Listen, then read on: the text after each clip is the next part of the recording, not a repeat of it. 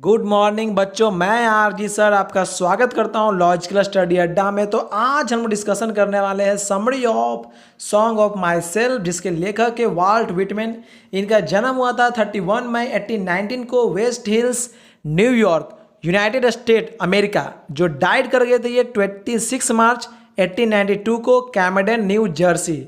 ठीक है, और ये जो नेशनली है इनका, मतलब ये किस राष्ट्र से है, तो अमेरिकन है। और इनके कुछ कविताएं हैं, पोएम्स है, leaves of grass, song of myself, crossing Brooklyn ferry, और भी ऐसे कई सारे बुक्स हैं जो इन्होंने खुद उसे लिखे थे।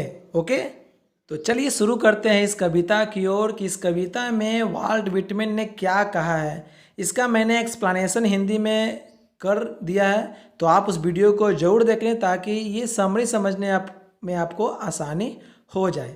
देखिए, इस कविता में जो है वाल्ट विटमैन ऐसा दिखाते हैं कि लगता है कि रियली में वो बहुत ही इमोशनली हैं और अपने भावनाओं को प्रकट कर रहे हैं कि किस तरह से लोग जो हैं स्वार्थी हो चुके हैं और केवल अपने ही बारे में सोचते हैं, परंतु वास्तव में ऐसा है नहीं। ठीक है, वो कहते हैं कि मनुष्य जो है सब एक है, कोई किसी से अलग नहीं है, परंतु ये विचार मनुष्य के दिमाग में प्रकट नहीं हो पा रहा है। तो song of myself is an outstanding poem, ये बहुत ही बेहतरीन कविता में से एक है। It has been compose by the greatest American poet Walt Whitman. इसको कंपोज किए हैं अमेरिका के सबसे बेहतरीन लेखक कवि जिसको बोलते हैं Walt Whitman. In this present poem, आज के इस कविता में the poet Walt Whitman express his sentiment of humanity. आज इस कविता में वाल्ट विटमैन बात करने वाले हैं मानवता की। He says all men are born equal, वे कहते हैं कि सारे मनुष्य जो हैं वो एक समान जन्म लिए हैं। And everything in all human beings is, और सब में एक समान जैसा ही गुण है। The same even their bloods is of the same colour, वो सब एक जैसे रंग के हैं और सबका खून एक है। सोच में अंतर है और कुछ नहीं, सोच में अंतर है कि कौन कैसा धर्म का है, कैसा रंग का है, कैसा जात है, कैसा किसी भी तरह। But the poet is very much in pen eight seeing the quarrel between two religion, लेकिन कवि जो है बहुत दुख में है इस बात के लिए कि लोग जो है धर्म के नाम पर अपने आप को दो भागों में बांट लिए हैं और क्या कर रहे हैं, एक दूसरे से झगड़ रहे हैं कि हर कोई यही चाह रहा है कि उनका खुद का धर्म क्या है, सर्वश्रेष्ठ है। परंतु उनको वास्तविकता यह मालूम नहीं है कि ये कोई किसी का धर्म नहीं है, बल्कि वे सब एक समान है, कोई किसी से अलग नहीं है।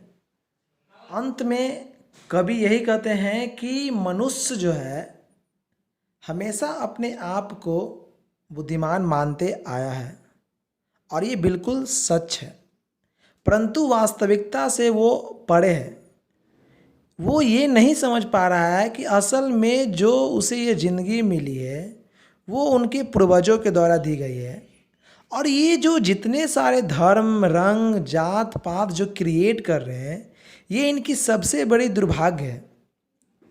इससे मनुष्य संतुष्ट नहीं हो सकता है। आज इस लॉकडाउन की उपस्थिति में क्या सिचुएशन क्रिएट हो रहा है, कोई पैसा काम नहीं देने वाला है। काम दे रहा है कौन? भाईचारा। तो ये बात भाईचारे पर ही डिपेंड कर रहा है कि at last the poet suggest to us that everyone should think that there is nothing in life except brotherhood. उनका कहना यही है कि लाइफ में कुछ नहीं रखा हुआ है ब्रदरहुड के अलावा, भाईचारे के अलावा कुछ नहीं रखा हुआ है। सो ऑलवेज बिहेव पीसफुली, हमेशा खुश रहें और try to make others happy, और कोशिश यही करें कि दूसरों को खुशी कैसे दिया जाए। यही सबसे बड़ी बात है जीवन की। अगर ये बात मनुष्य सीख जाए तो उसे जीवन में कभी भी दुख का सामना करना नहीं पड़ सकता है। क्योंकि मनुष्य, पता है, दुखी होने का मेन रीज़न इसलिए है क्योंकि वह खुद के बारे में सोचता है। और जब तक आप खुद के बारे में सोचते हैं ना, आपको हमेशा दुख का सामना करना पड़ता है। आप हमेशा अपने आप को दुखी मानते हैं क्योंकि आप केवल अपने बारे में सोचते हैं। जिस दिन से आप दूसरे के बारे में सोचेंगे ना, आपको कभी ऐसा महसूस नहीं होगा कि मुझे कोई दुख है, क्योंकि आप दूसरों के बारे में सोचते हैं। लेकिन मनुष्य अपने आप को इतना चतुर समझता है जिसका खमियाजा वह खुद भुगतना है। और इसकी वास्तविकता आपको आज दिखलाई पड़ रही है एक की गलती से पूरे दुनिया को इसका नुकसान झेलना पड़ रहा है। तो वास्तविकता खुशी तो मिलने वाली है नहीं।